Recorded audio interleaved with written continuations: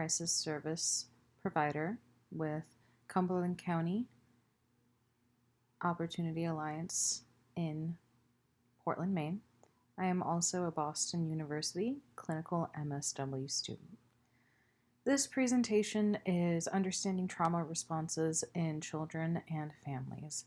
It is meant to further the knowledge, but also really further our understanding at Cumberland County Mobile Crisis on how deeply childhood trauma can affect victims, how easily it can affect families and the systems beyond that. So, explaining trauma is difficult because there's so much that trauma can affect. Trauma can affect our ability to concentrate. A lot of kids are often misdiagnosed with ADHD when truly they had early childhood trauma. There's also the aspect of mental health. Later on in the future, this can result in personality disorders. It can result in trouble with anxiety and depression. There's also physical health that trauma can affect. I definitely recommend becoming familiar with the ACEs, the Adverse Childhood Experiences study that occurred in the mid-90s to gain a better understanding of how researchers and doctors were able to piece together how childhood trauma can affect the physical health outcomes in adulthood. And trauma can also affect our relationships that we have with ourselves and that we have with others. But also, explaining trauma and how it affects children requires some knowledge of neurobiology and brain development. So we're going to go over that a bit right now, because at the end of this, we're going to give you 2 friendly techniques on how to explain trauma to children and families at different ages.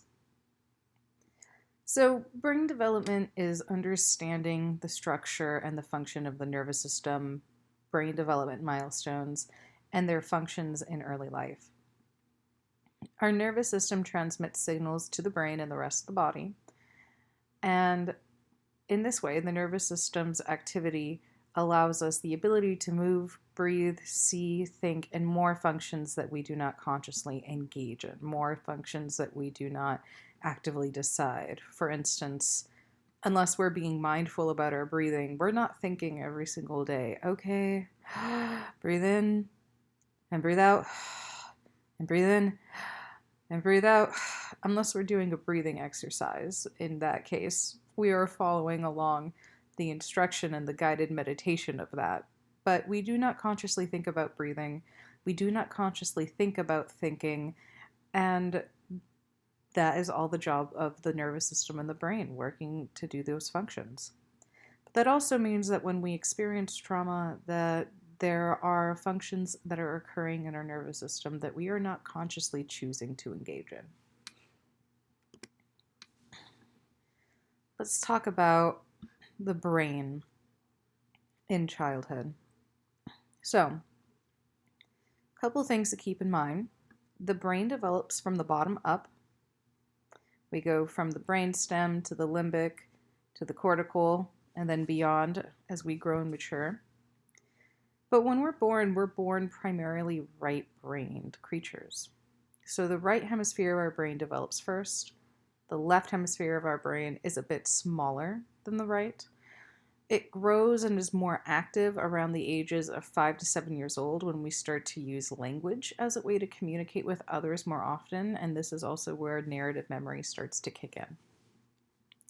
So some common left brain functions are language, speaking to each other, understanding, numeracy, so doing math, literacy, reading, really understanding a story, analysis, critically breaking something down and thinking about it to understand it, and a linear sense of time. The right brain, however, their functions are about intuition, empathy for self and for others, imagination, play, connection, creativity, dreaming. It is a place where we are connected to a boundless sense of being. So from birth to 5 years old, the brain develops more than it does at any other time in life. A newborn's brain is the quarter size of an adult's. So go ahead and take your 2/5 and put them together. If you put them together, you'll be able to see that is roughly about the size of your brain in your head. Now look at your fists and imagine it being split into fourths. And that is the size, the quarter size of an adult's brain. That is the size of a newborn's brain. By the time we're 3 years old, our brains are about 80% the size of an adult brain. Now, the right brain of our childhood, connections are needed for later life functions related to motivation, self-regulation, and that self-regulation can be behavioral or emotional, problem solving, communication, and empathy. As a lovely neuroscientist, James Cohen, and attachment theory teaches us, it shows us that co-regulation instead of solo regulation is the baseline and most normal and best strategy for us as humans because we are social mammals. The brain at a neural level just expects supportive relationships to be available as a resource. So this is not to say that solo regulation is not encouraged. This is not to say that there is no value in social regulation, but it is to say that the best way that we do co-regulate is with others. Parents and caregivers who give attention to their children, respond to their needs, and interact with them are building their child's brain through the development of neural networks, which means there are literally electrical synapses occurring in the brain, creating pathways. Think of a walkway in a forest, and every single time that child's needs is met, every single time that the caregiver is reliably there and consistent and able to be a safe place, the more clearly defined and identified that track becomes. Trust is established in those repeated connections. So let's take a look at what happens to the brain when childhood trauma happens. To the left, we have a brain of a 3-year-old with quote unquote, it says normal, but I'm going to go ahead and call it an untraumatized brain, versus on the right, we have the MRI scan of a brain of a child who experienced extreme neglect. Trauma can quite literally change our neurobiology and development for the rest of our lives. And the brain and the body, as amazing as it is going to try to adapt to the trauma as much as it can. Here we have another image. This is a PET scan, and here we're going to look at the image on the right first of what they call a healthy brain. I'm going to refer to it as an untraumatized brain. So it's showing areas of activity, and activity is brain stimulation. Activity is the active neural networks firing. We have on the bottom right, we can see a scale of most active in red to least active that ranges in purple to black. So when we look at the temporal lobe, when we look at the front of the brain, when we even look at the back of the brain, we can see that there is a good amount of activity here occurring in this brain. Now, let's go ahead and let's look over to the right side where it refers to as an abused brain. I'm going to call it a traumatized brain. So here we do have some activity. The majority of the brain is sitting in a combination color-wise of green, yellow, and purple, and black. And we have some high levels of neural connectivity occurring in this brain. But let's look at these two big areas of difference. Notice how in the right brain we have quite a lot of activity happening in the frontal lobe versus on the left brain, we don't have as much active connectivity going on. Further, let's go ahead and let's look at and examine the parts of the brain that are the least active. So least active does not mean that the material of the brain is not there. The material of the brain is there. But the reason why it is dark is due to the fact that those neural networks that are available in the right brain for this that are available in the left brain, are not available in the right brain because those neural networks and connections in that brain where that synapses would be occurring does not exist.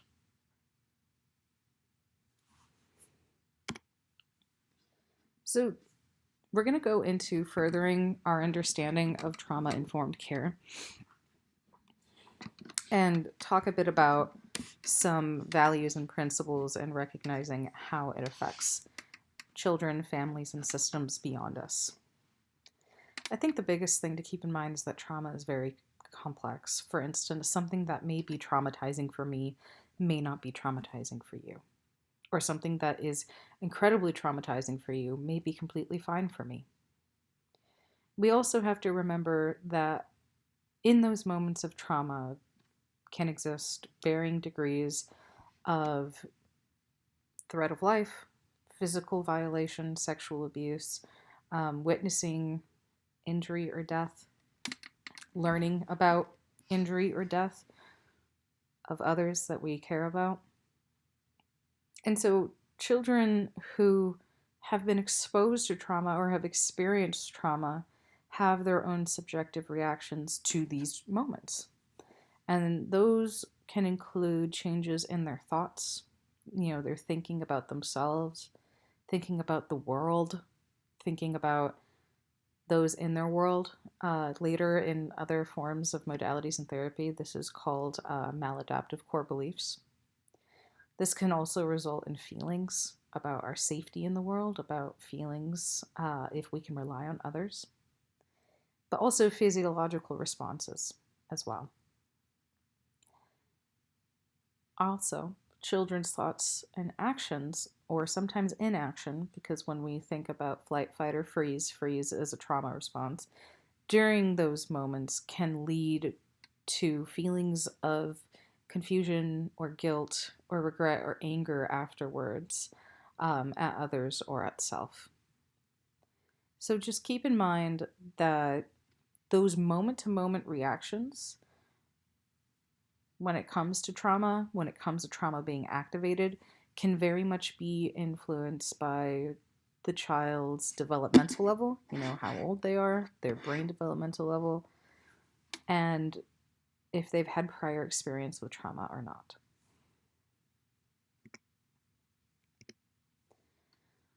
Trauma happens in a very broad context, so that is going to include this kid's personal characteristics, their current circumstances, and life experiences. So when we look at child intrinsic factors, okay, we're looking at what's their temperament like? What has their exposure to trauma been in the past?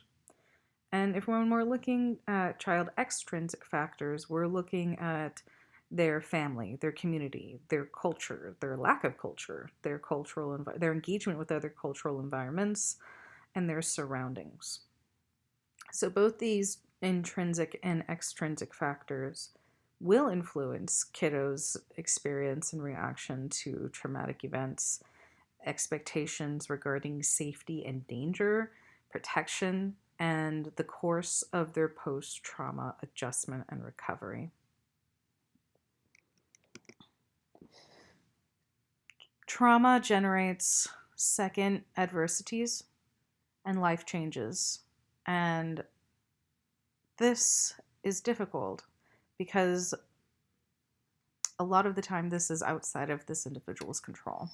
Some examples might be family separations, relocating to a new school, a new town, a new state, a new country, financial hardships of the family, Social stigma of, let's say, being adopted, the social stigma of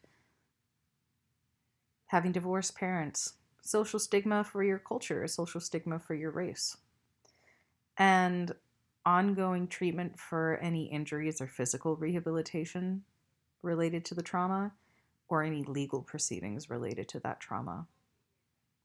So, all of these changes are going to create a huge amount of tension and stress for the broader community that the child is involved in, the child's family, and it's going to trickle down to the child themselves too. These adversities can present challenges to a child and their family to recovery and adjustment post trauma.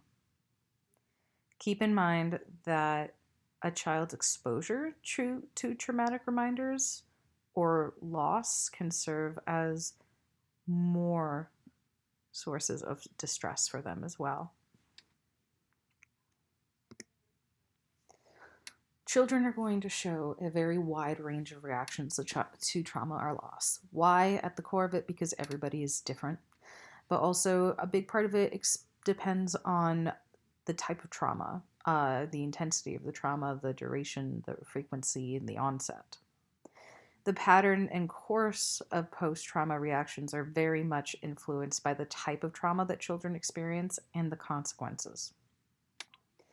So, post-traumatic stress and grief reactions can also develop later in life. This is going back to what I discussed at the earlier start of this presentation, that trauma can result in psychiatric disorders, PTSD, separation, anxiety disorders, personality disorders. The reason why it can do this is, at least in terms of psychiatric disorders, PTSD, anxiety, depression, and personality disorders, is because it disrupts huge domains of the child's development in terms of attachment to adults, to peers, to siblings, and their ability to emotionally and behaviorally regulate. But this also means that it can reduce kiddos' level of functioning at home, school, or in the community. But it also means that sometimes those levels of functioning, either at home, school, or in the community, might only exist in one of those environments.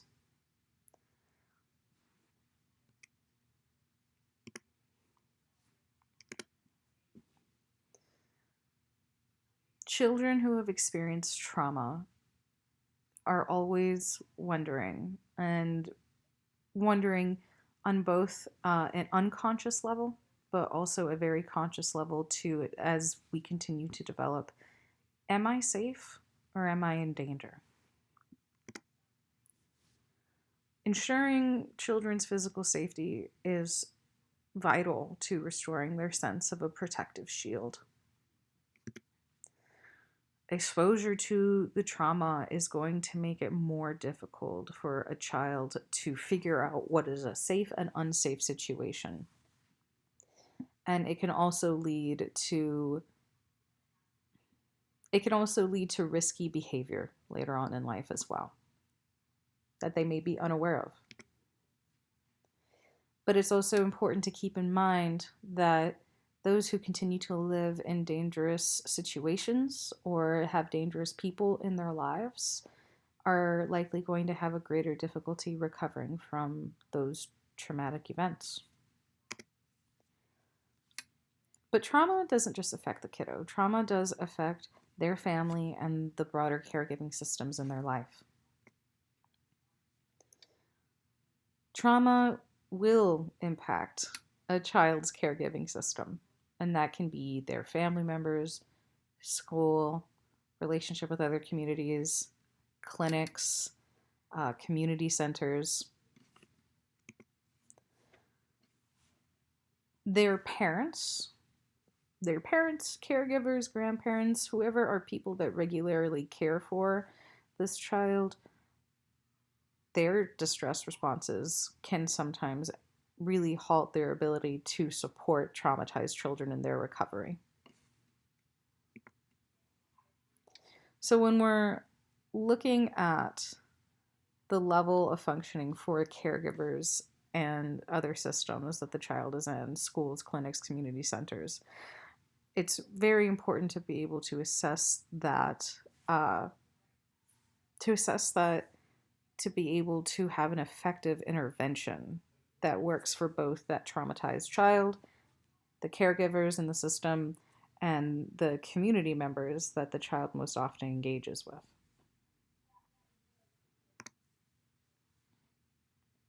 This is an odd slide. Trauma and post-trauma can strongly influence development. So, developmental disruptions might be in the form of regressive behavior. So, if a child at 5 years old starts distributing behaviors that a 2-year-old or 3-year-old might, that might be a sign of trauma as having gone back to some regressive behaviors. It also might result in some reluctance or an inability to really participate in what's deemed as developmentally appropriate activities due to their chronological age. However, the reason why this happens is because they may, although they may still physically be, let's say, 5 years old, emotionally, psychologically, they may regress to a younger age, developmentally speaking. Developmental accelerations, like leaving home at a very early age, engagement in sexual behavior in the tween area of life, can happen. Protective and promotive factors can help reduce the adverse impacts of trauma. This is so important. Now, in our assessments, we typically write a bit about protective factors, but we're going to write, and we're going to talk a little bit more about what promotive factors are.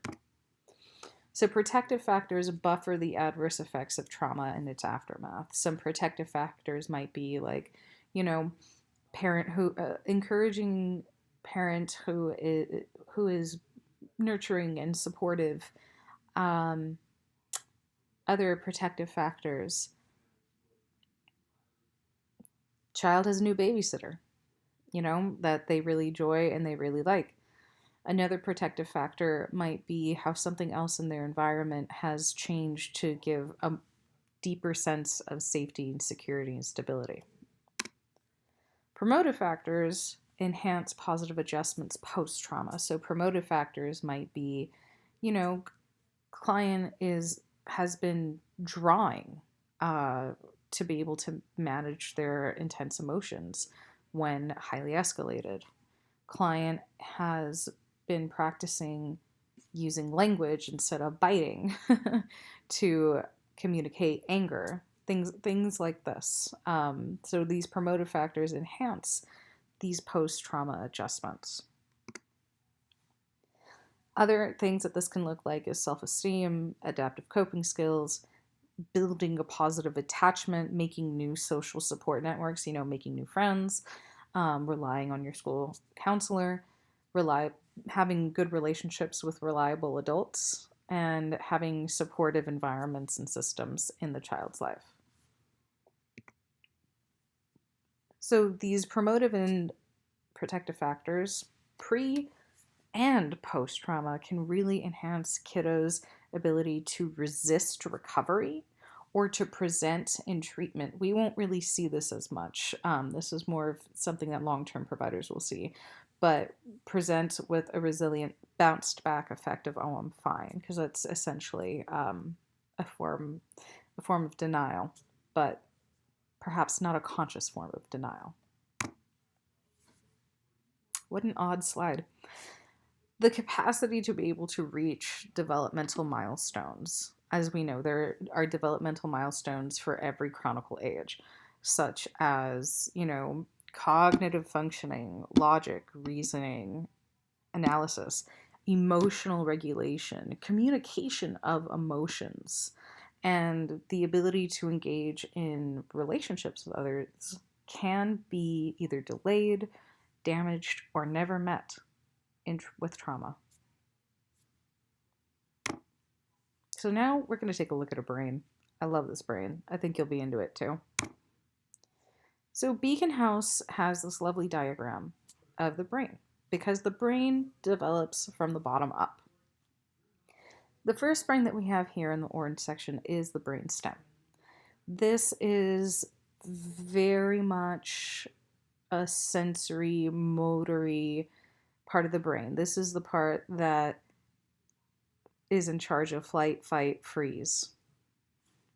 Now, this part of the brain is going to be very active, especially in early infancy, especially as a baby and in early infancy. The majority of the brain is working and activated here at that time.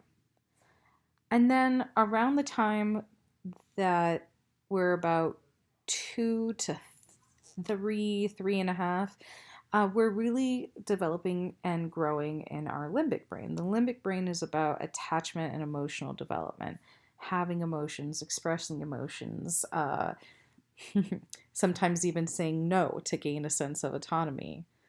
And then we go into the cortical brain, and the cortical brain usually takes place after 3, so 3, 4, and then other parts of the brain develop beyond, but we're just going to focus on these 3. The cortical brain is about, thinking, learning, inhibiting. So this is when we start to think about like simple instruction steps, 1, 2, 3, where we think about where we're learning language, where we're learning acceptable social cues and practices in life.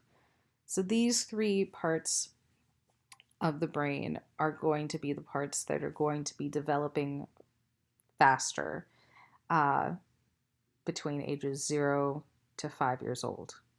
These 3 parts of the brain are the parts that will have lacking neural pathways, will have lacking neural pathways if interrupted by trauma.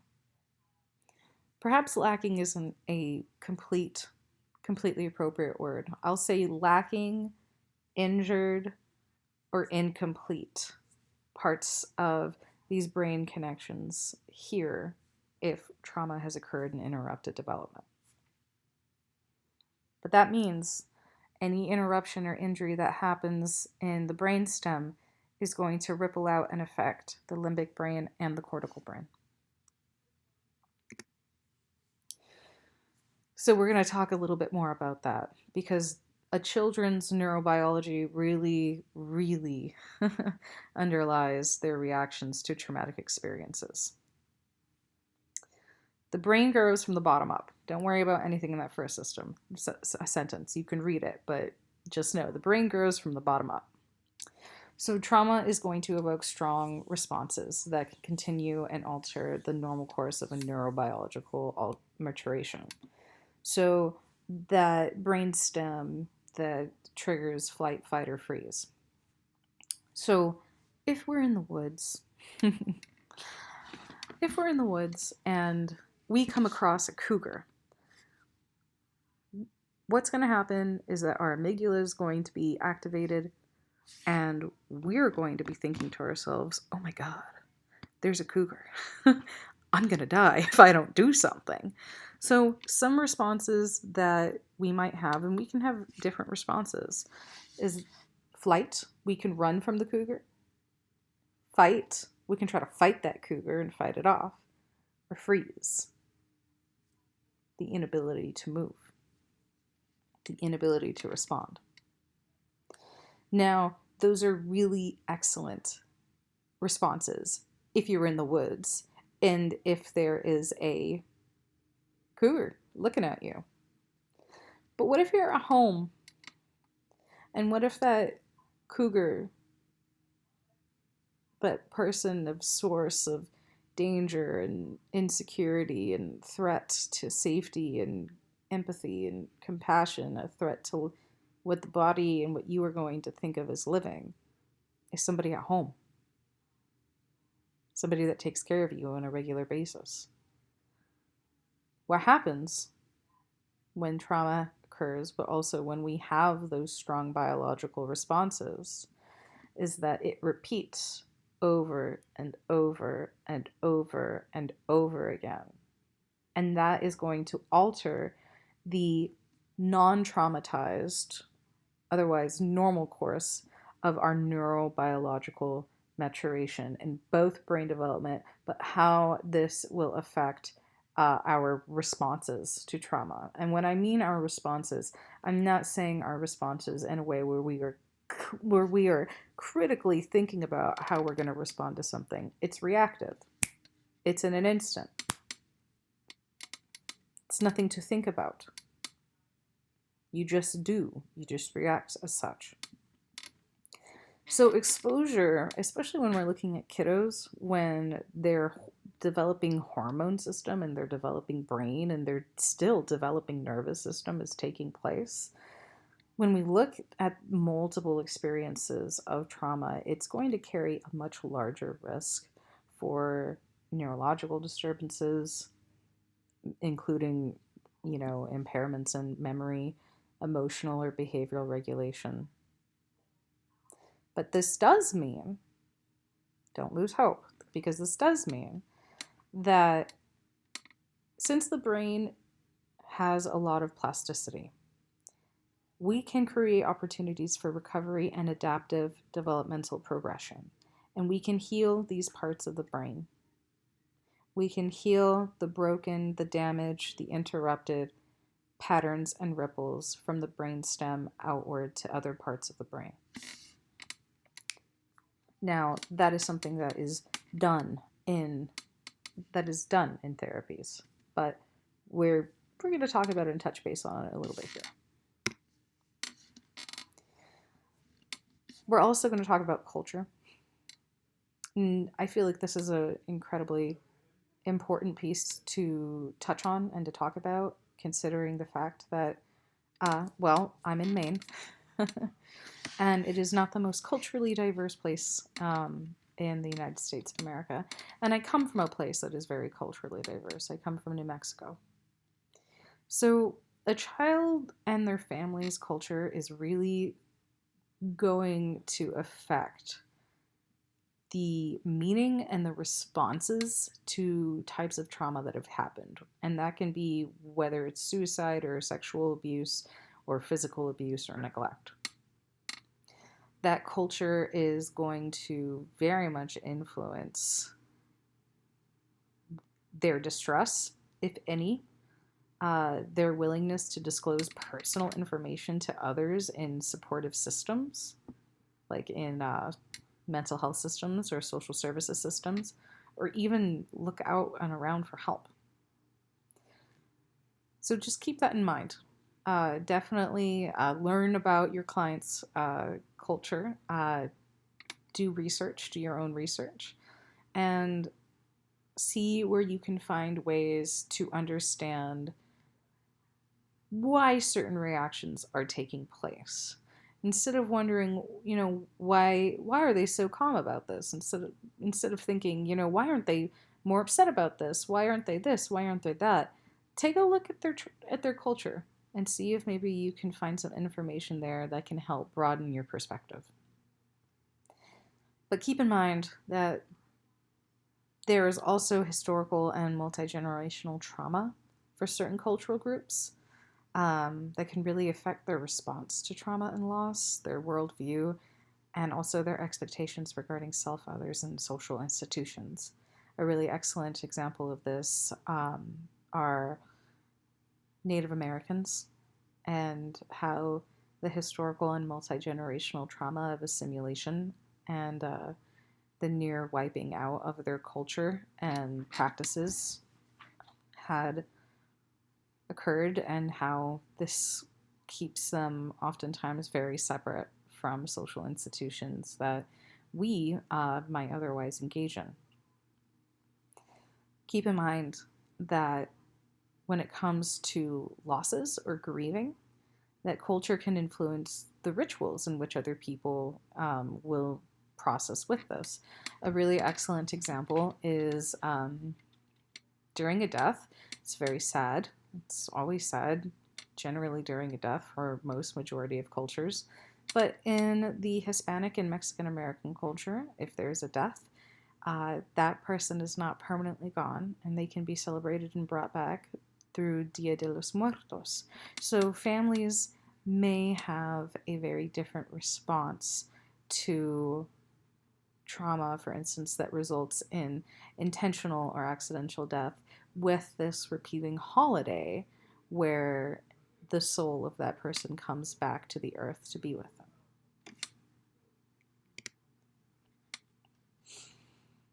So, if larger systems have been contacted after trauma, that can make the recovery process a little difficult as well. So, when there's a traumatic experience in childhood for a kiddo, it can include a social violation of the expectations either of the child who experienced the trauma, the family as they respond to the child, the community, and larger parts of society. And when it comes to the larger parts of society and other systems, we're going to be talking about certain members of the system that might include a child's family member, teachers, peers, adult mentors, or judges, police officers, and child welfare workers. So when it comes to trauma and it comes to outside systems such as DHHS, such as police officers doing frequent home visits, such as court-ordered parenting classes, court-ordered removal of a child from a home.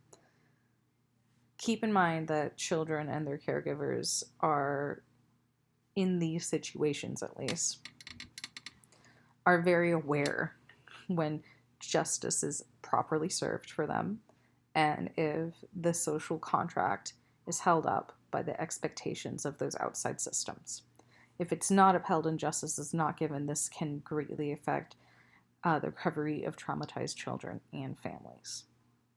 The reason why this is important to us at Crisis is because we often have to engage DHHS or Adult Protective Services and make reports. So remembering that the children and their families' perceived success or failure of institutional responses can have a profound influence on not just the kids' post-trauma adjustment, but their beliefs and attitudes and values regarding themselves, work, family, and those other systems and institutions that they will engage in later in adult life. And now we're going to talk about us. Working with trauma-exposed children and families can evoke distress in us as crisis intervention specialists and make it more difficult for us to provide good care during assessments with others. There's at least a couple people that I can think of, including myself, that have all had difficult reactions to certain types of trauma and certain types of trauma that they've experienced that maybe we've experienced ourselves, or maybe we haven't experienced them ourselves. Maybe we're just sensitive. Maybe that's just a soft spot for us. So we are then thrusted upon with personal and professional challenges as we're trying to be supportive crisis intervention specialists for people. Remember that even though this is not a therapy job, we are still engaging to a certain degree with some clinical work. And it might bring about strong memories of your personal trauma and loss-related experiences. So it's very important to take care of yourself.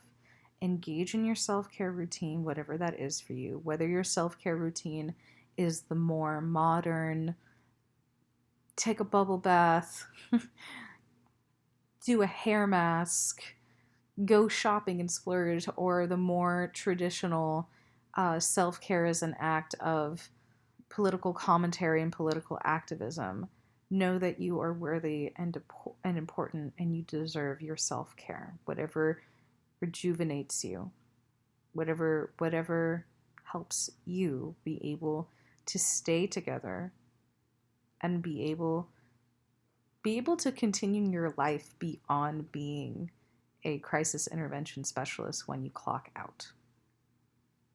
But also, whenever we are crisis intervention specialists in the moment, Keep in mind that providing quality care and sustaining both of our personal and professional resources is very, very important to us, especially on the floor on the groundwork with clients.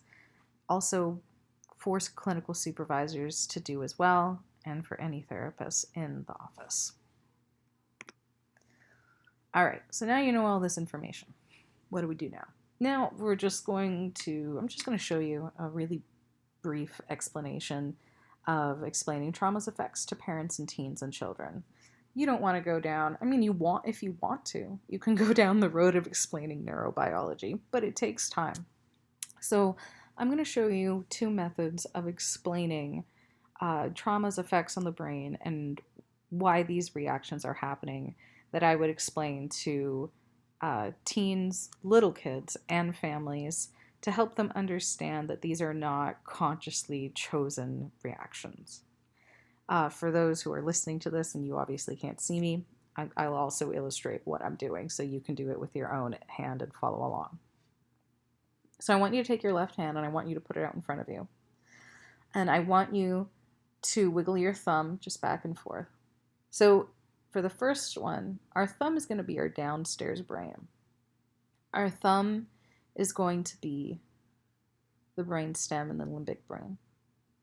And then our fingers, go ahead and curl them over your thumb, are going to be the cortical brain, and eventually as we develop and grow, this is going to be the prefrontal cortex. So your downstairs brain, go ahead and wiggle your thumb. When you are someone who has experienced trauma, your downstairs brain has been doing push-ups its whole life. Its entire life it's been doing push-ups. It's wrecked, it's swole, it's intense. And the upstairs part of your brain, your fingers, just started its pull-ups routine. It just started its pull-ups and its workup routine. It's not as strong as the downstairs brain. So when we've experienced trauma and when we are activated in a state of trauma, instead of the four fingers of the upstairs brain being a decision maker over the downstairs brain, what happens is we have the downstairs brain doing push-ups, moving, thrusting, removing the capacity and the ability for the upstairs brain to be present to the point where the downstairs brain has completely taken over control of how we are reacting. I'm not going to say acting, but reacting to whatever has activated us and activated our trauma. For those who can't see my hand right now, my four fingers are down and my thumb is on top of my four fingers. So that was upstairs, downstairs brain is a really great explanation to share with parents, teens, and tweens. Now, if you're working with very young children, I'm going to say children from 5 to 10, or even 4 to 10. Same idea, same concept. We're going to have what's called the barking dog and the wise owl. So, our thumb is the barking dog. The barking dog looks out the windows, looks out the door, is always watching, is always seeing who's coming up to that door, who's going to leave that package, who's coming home and walking inside my house. And when the barking door sees something it doesn't like or something that it says, oh no, I don't know about that, the barking dog, it yaps, and it's loud and he runs around the house. But when the barking dog is doing this, the wise owl in the far corner of the room, who was sitting there watching, taking notes, listening, he flies away. He says bye, and he goes into another room. He flies away. So, in order to get that wise owl to come back, to tell the barking dog, hey, it's okay. It's just our owner. It's just our owner who's coming home. In order for that to happen, to help ease that barking dog, the best way to be able to help the barking dog is having a steady, stable person who is safe, that can help co-regulate with a little one through touch, through safety, through security. And then the dog will relax as the dog gets its pets, as the dog gets told, "You're such a good one, you're such a good puppy." And as the dog gets hugs, and as the dog feels the co-owner's, body breathing against him and starts to breathe alongside its owner, he stops barking and he relaxes. And the wise owl returns. And the wise owl can share vital and good information with the barking dog. So that's a really great example that you can use with children between the ages of 5 to 10 as well. I hope this was helpful.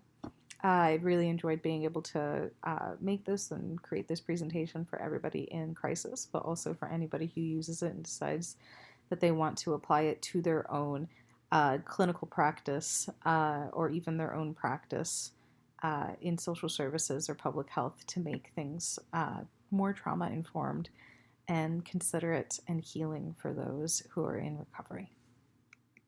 Thank you.